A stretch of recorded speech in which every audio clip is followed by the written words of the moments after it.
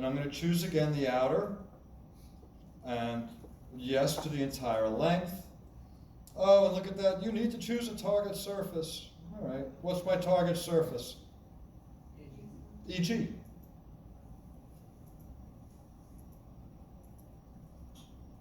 All right, I can select it again. Entire length, yes. Cut slope is 3. The fill slope is 3. And there's my grading. Now, number one, what does it look like? Am I in cut or fill? Fill. Right, look over here. What does it look like? Looks like I'm filling, right? Number one, it's all green. And number two, it rises up out of here. Number two, does that look like it's going to hold a lot of water? Looks more like a donut than a bathtub, right? Okay. There's a grading infill. Go back to your grading tools. The grading infill will make the donut a bathtub.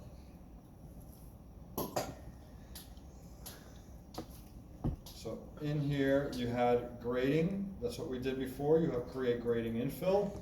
I just click right in the middle, and it should fill that. Let's try it once more. There we go.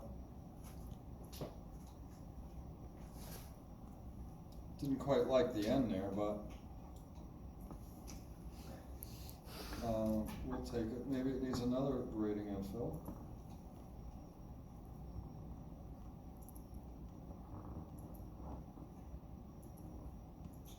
Okay. Regardless, but that fills up the bathtub. And do I really think I want this at fill, in a fill condition? Can I build it in a fill? It's a big bathtub, right? This is old dirt, right? Technically, I could build it on fill, but it's a lot more expensive because I need engineered fill. Right, and I gotta make sure, I gotta check cohesion, I gotta check elasticity, I gotta make sure I bring in or import clay materials to do that. Ideally, I wanna put this into cut.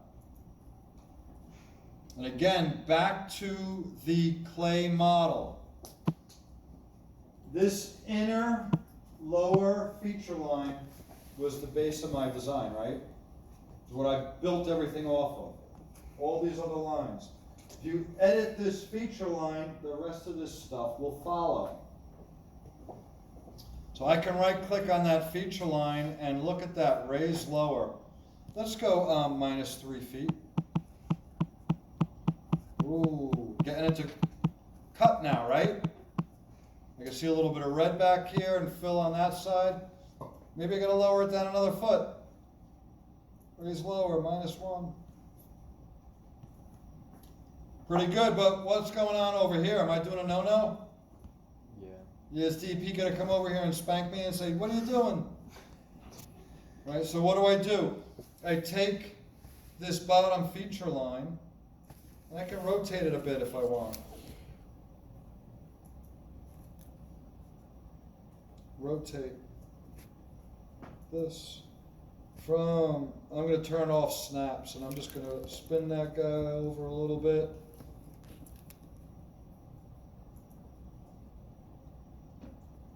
Hey, look at that. Did you notice that the grading updated with it? But what happened? My bathtub became a donut again. All right, and I'm losing all the water, and Grandpa's screaming about losing all the hot water in the house. And, gratings are the most unstable part of Civil 3D, but they're quick and easy. I rarely use them for design. When I do, I usually explode them when I'm done and just wind up with 3D polylines for all the elevations. Just be careful. If you lose your infill, and you will if you pick up and move or rotate, just recreate it.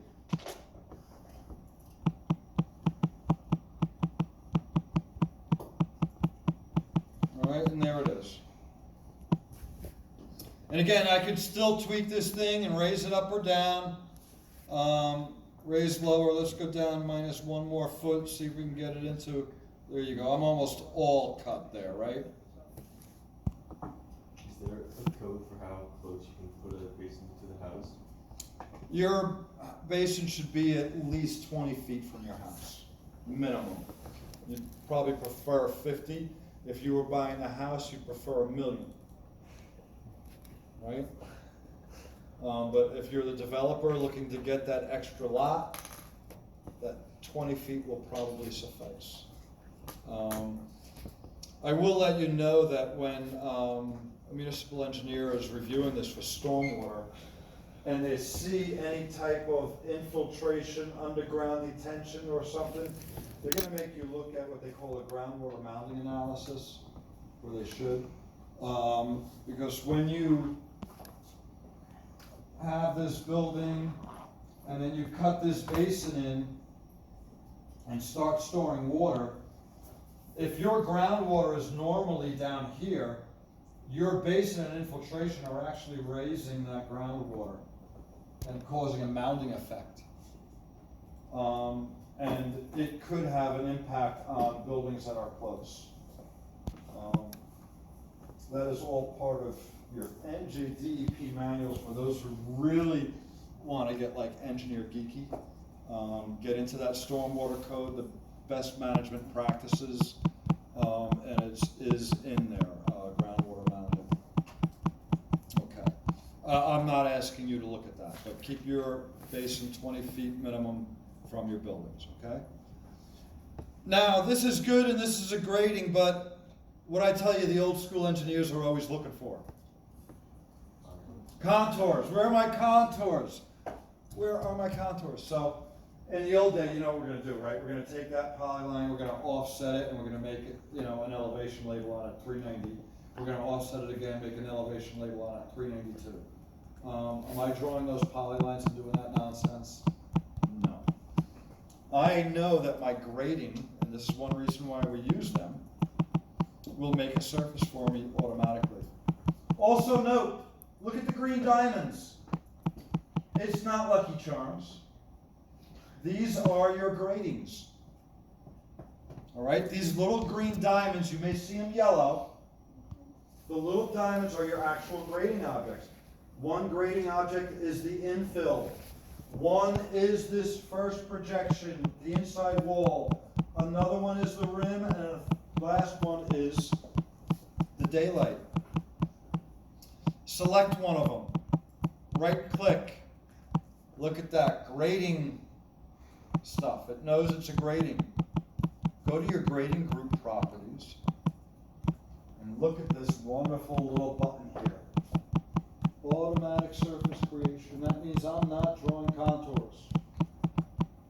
Check the box.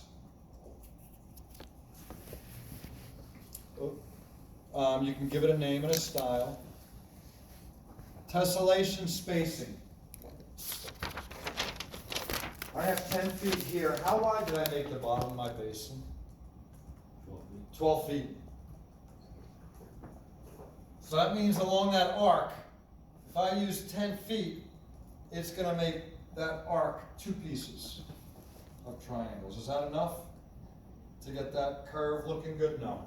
Take your tessellation spacing, bring it down to like 2 feet, and your angle to 0.1.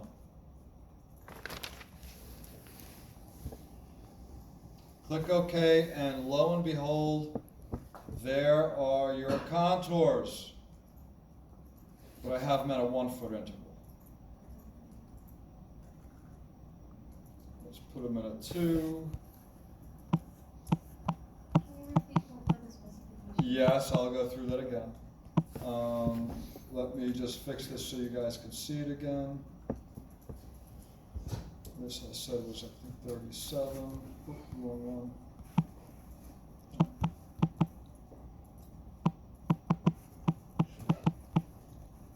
That still didn't do it, did it?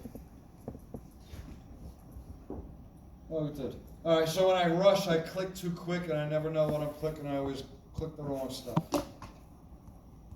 There's the contour. So how did I get the surface from the grading? Select one of the grading diamonds. Right-click, Grading Group Properties.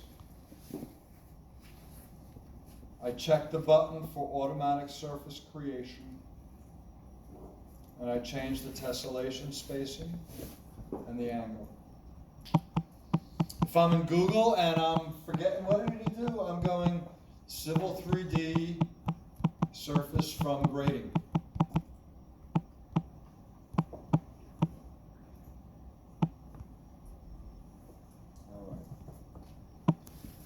So what I'm going to do is temporarily hide this surface, because what do I really want to do with this surface? Do I want a separate basin surface? No, I want to put it into that composite surface that I made, right? That FG. So here is that FG, and now that my basin is done, I can just paste that basin in as well. And there you go. Now I've got one surface, totally disconnected areas, but I can use that one surface for all my work for my utilities, my residential grading, my sheets. All right, I don't have to carry around 7 of them. I go to my tool space in my prospector, and I find my data shortcuts. I make sure my working folder is set to be what it should be. And this is NJIT 494. I've done this a few semesters. Project files, hit OK. It's in my working folder. There's my EG. I'm now going to create a data shortcut for the FG surface I made. And again, it's good because I don't have to share 1, 2, 3, 4, 5, 6 surfaces. If I paste them all together, I can share one. I hit OK. And lo and behold, my grading is done. Or, at least for now. Control S. Now, we want this file and this grading because you guys have to get someone starting utilities, right? New task, new file. I've gone through it before. I'm going to start my utilities. First thing I do is I start by attaching the X references I need. And again, the X references are generally speaking the 2D line work.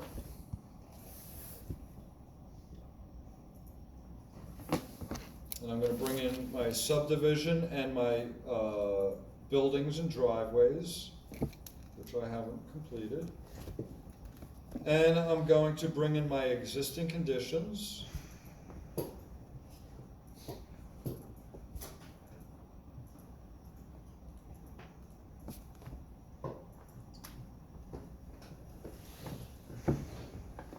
And lo and behold, this looks like a nice little playground right now, it will in a second, right, for this project. I can come in and start doing any task that I really need. I have my existing utility information, but it would be nice to have those surfaces in here. Both the EG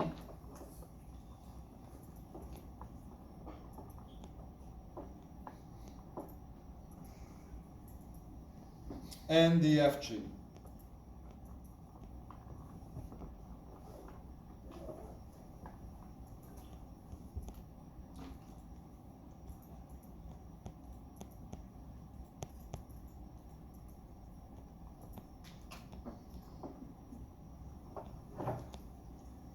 And what I can do now with this file is just save it and start doing my utility design. And do I need this road to be fully complete Do I care that this intersection isn't done? For my utility design, right? No, it'll update later. And I can always get that back. Even if my detention basin changes, I can update it, it'll come back later, all right? So even if your roadway is not 100% done, you don't necessarily need the cul-de-sac right away. You don't need the intersections right away. You can start doing your design.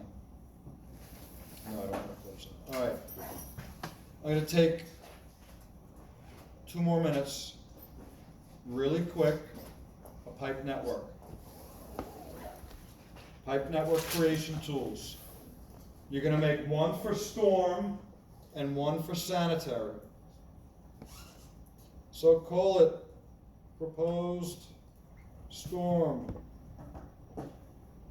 if you want. You should have, again, your names are going to differ. This is a custom template. But you should have storm, sanitary, different part lists. And these part lists have, the sanitary has manholes. Doesn't have a lot of inlets, right? The storm has inlets and manholes. You may have also seepage pit, dry wells. I've made lists for water mains.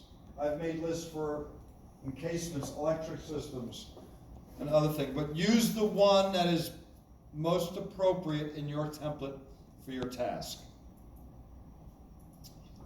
Give it a name, or choose a surface. And this is where I'm going to temporarily say EG, but if we look at this, doesn't it look like my storm sewer will be going over both EG and FG? Right? Yeah. Okay. We're going to talk more about this later. We're going to paste these in, but for now, just begin. Draw your sewers top to down. And again, our wonderful toolbar. This is your settings. You can set your default labels, your part list, your surface. You don't need an alignment. Your profile labels. This is where you have your surface. Remember, we chose the FG surface as a reference? You can click this and change it back and forth. You can set your alignment if you wanted a reference alignment, and you can choose and change your part list if you need. Once you choose your part list, you will get appropriate parts. Again, you're not going to see all this. This is years of work, believe it or not, but you're going to see weird names when you do this, like 15-inch by 24-inch rectangular concrete catch basin with frame. Something you would never print out on your plans. Choose the one that's closest. Even if it's the wrong size, you can change it.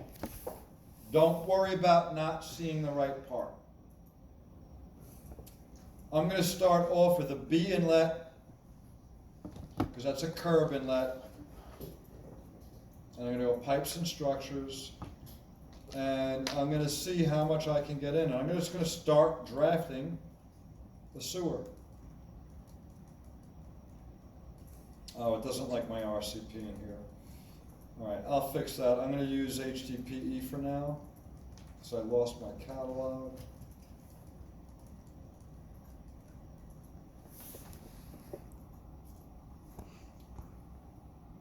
All right, and now I can see it's drawing.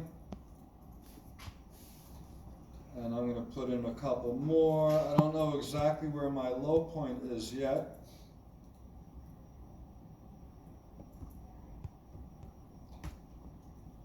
But it is somewhere in here.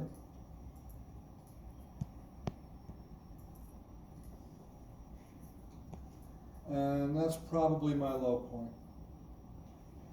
And look at that, it just drew all those pipes and structures, and it added all those labels. This is the nice thing. Now, This is a, let me change the style, I hate this style.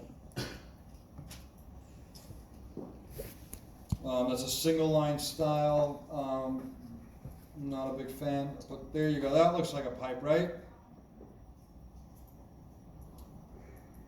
This is one of the things, the boomers out there in today's engineering world are still drawing these with lines and blocks and text and leaders, and not even realizing that you can do all your information right here. Like even if this is that pipe, I can come in here and change these inverts right here if I wanted to. And all my labels just update without typing anything. They all have automatic leaders, they automatically size. One more thing. What do I want to do after I draw this? Do I know this is a good design? I just came down and through into the low point. Do I know if that's good? How do I check it? Very good place to start, but what's a more boomer way to check it? Old school, would work even before computers. Profile, right? Once you draw pipes, and this is a nifty one to see, create alignment by network parts. This is the alignment commands. Select one part upstream, your last part downstream. It highlights everything in between. And with a couple of clicks, I'm going to add these surfaces.